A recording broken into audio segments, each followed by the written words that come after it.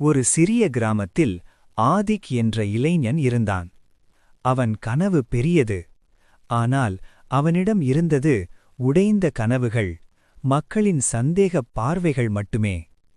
நீ எதுக்கும் லாயக்கில்லை என்று கேட்ட வார்த்தைகள் அவனுக்கு தினசரி உணவாக இருந்தது.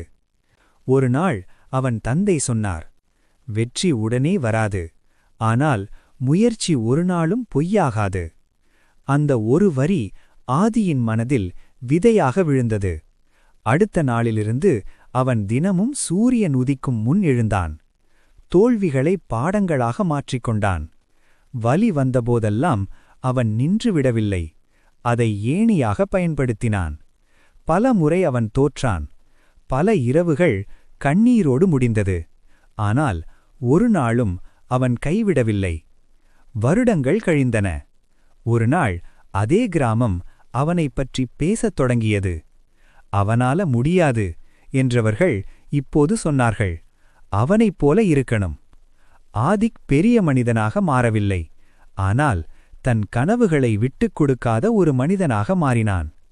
இந்த கதையின் முடிவு ஒரு விஷயத்தை மட்டுமே சொல்கிறது. நீ இப்போது இருக்கும் இடம் உன் முடிவல்ல. நீ சந்திக்கும் கஷ்டங்கள் உன் தோல்வியல்ல. கைவிடாமல் தொடர்ந்தால் வெற்றி உன்னை தேடி வரும். இன்றல்ல, ஒரு நாள்.